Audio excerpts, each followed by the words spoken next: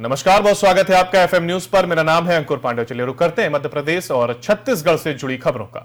चुनावी मैदान वर्ष में सवाल पर सियासत जारी है।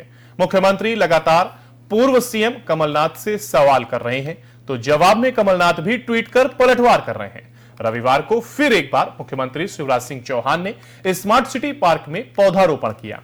इस दौरान सीएम ने कांग्रेस के वचन पत्र के वादे पर सवाल उठाते हुए कहा कि कांग्रेस लगातार झूठ पर झूठ बोल रही है।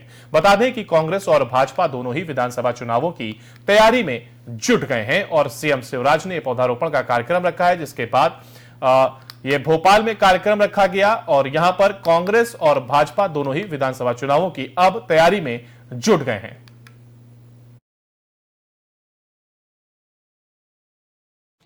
आज संत रविदास जयंती है।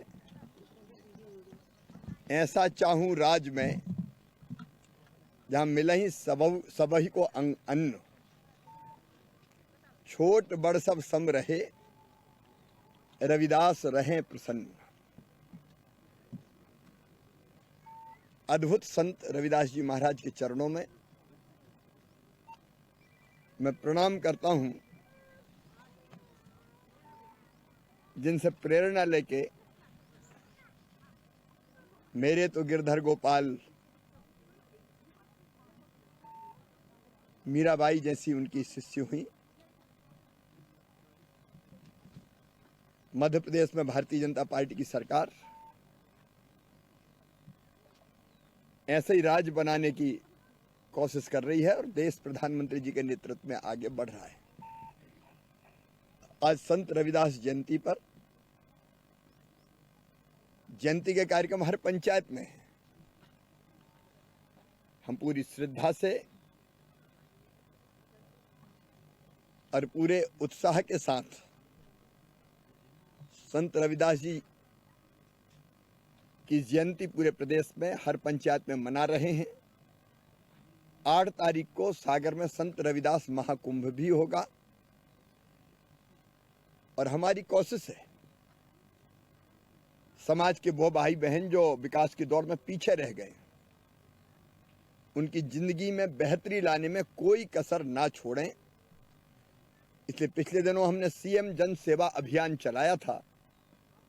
उस अभियान के अंतर्गत अलग अलग 38 योजना के जो हितग्राही शेष रह गए थे, ढूंढ ढूंढ के हर पंचायत में वार्ड में ऐसे 83 लाख। और शिवपुरी जिले के प्रत्येक गांवों में बीजेपी सरकार अपनी योजनाओं की विकास यात्रा निकालेगी। बीजेपी कार्यालय में बीजेपी के जिला अध्यक्ष राजू बाथम ने प्रेस वार्ता कर बताया कि शिवपुरी के गांवों में आगामी 5 फरवरी से विकास यात्रा निकाली जाएगी और अधिकारियों द्वारा ग्रामीणों की समस्याओं के समाधान के साथ साथ हितग्राहियों को मिली योजनाओं के बारे में बताया जाएगा। तो वहीं बीजेपी जिला अध्यक्ष ने बताया कि केंद्र सरकार द्वारा जो बजट पेश किया गया है वो सभी वर्गों को ध्यान में रखकर किया गया है, जिसमें गरीब और मध्यम वर्ग के लोगों को विशेष राहत दी गई है।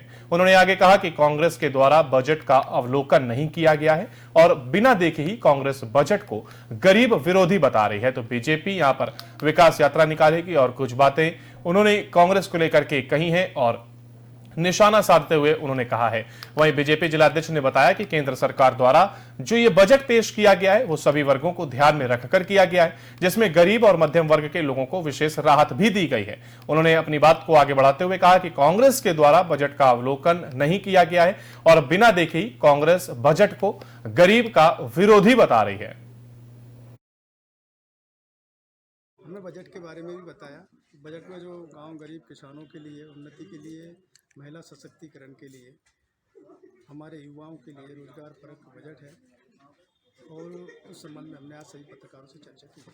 विपक्ष ये कहता है ये सब चुनावी बजट है, इसमें आम जनता का कोई लाभ नहीं है, न शिक्षा पे, न बेरोजगारी पे, न महंगाई पे कोई चर्चा नहीं की। विपक्ष का कहना ये गलत है। इसमें विपक्ष जो कह रहा है उसने ठीक ढंग से उसके बजट का अवलोकन भी नहीं किया होगा, क्योंकि आपने देखा होगा मैंने कई हज़ार करोड़ रुपए की योजनाओं के बारे में बताया और आगामी 25 वर्षों का खाका विकास का इस बजट में मतलब है। एक और महिला सशक्तिकरण का, किसानों के लिए 20 लाख करोड़ रुपए तक के जो है बात मैंने अभी आपको बताई है, कितने लाभ दिए जा रहे हैं। सभी प्रकार की जो है व्यवस्था है। केंद्र सरकार ने इस बजट में सर्वस्पर्शी सर्वसमावेशी बजट इसको कहा गया। परिषद में महंगाई पर और बेरोजगारी पर कम करने को लेकर चर्चा नहीं की गई। नहीं, दोनों ही है। महंगाई और बेरोजगारी पर भी नियंत्रण है। अगर महंगाई बेरोजगारी बढ़ नहीं रही है तो वह भी नियंत्रण ही है। और बेरोजगारों के लिए तो बहुत ज़्यादा स्टैंड अप स्टार्टअप की भी योजनाएं शुरू की जा रही हैं।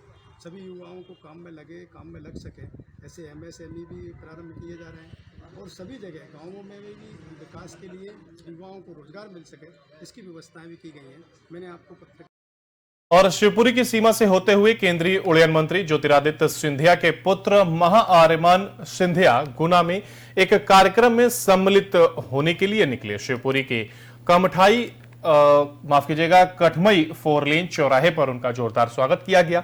महाआर्यमान सिंधिया के स्वागत में भाजपा दो गुटों में बंटी नजर आई। महाआर्यमान सिंधिया का स्वागत उन भाजपाइयों के द्वारा किया गया जो पूर्व में कांग्रेस में थे और ज्योतिरादित्य सिंधिया के भाजपा में शामिल होने के बाद वह सभी नेता बीजेपी में शामिल हो गए थे। इसके अतिरिक्त महाआर्यमान सिंधिया के स्वागत में मूल भाजपाई नदारत रहे।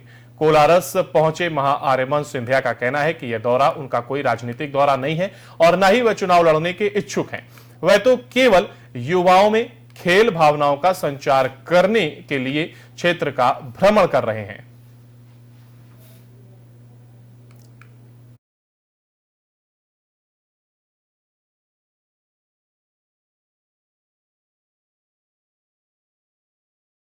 शिवपुरी जिले के खनियाधाना थाना पुलिस ने शराब माफियाओं पर बड़ी कार्रवाई को अंजाम दिया है।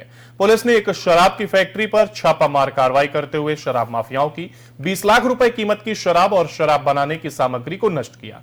पुलिस ने एक आरोपी को गिरफ्तार कर विभिन्न धाराओं में मामला दर्ज किया है।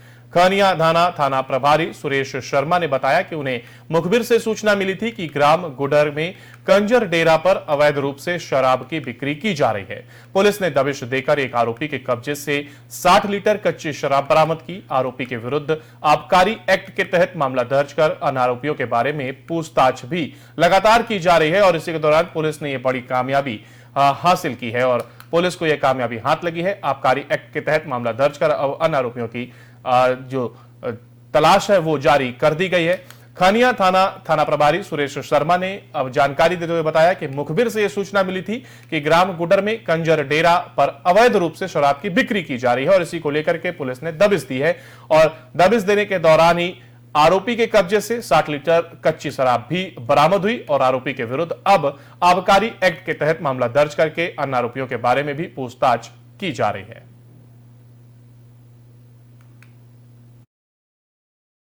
आज प्रातः मुझको द्वारा सूचना प्राप्त हुई कि धर्मेंद्र कंजर जो गुड़र का रहने वाला है वो अपने डेरा पर अवैध रूप से शराब बिक्री कर रहा है। उक्त सूचना पर से मैं महिला फोर्स आरक्षक गुड़र में दबस दी गई तो करीब 60 लीटर शराब वहाँ मिली थी। इस संबंध में धर्मेंद्र से पूछताछ की तो उसने बताया कि सरपरा में हमारी शराब की फैक्ट्री लगी है जहाँ भारी मात्रा में शराब उतर रही है। उक्त सूचना पर से उस आरोपी को धर्मेंद्र को लेकर वहाँ सिरपुरा पहुंचे। सिरपुरा पहाड़ी के नीचे दो बड़ी बड़ी भट्टियाँ लगी हुई थी जिसमें शराब उतर रही थी, चालू हालत में थी तथा करीब 10,000 लीटर लाहन था और करीब 200 लीटर शराब मिली थी। 5 ड्रम खाली भरे हुए मिले थे लाहन के।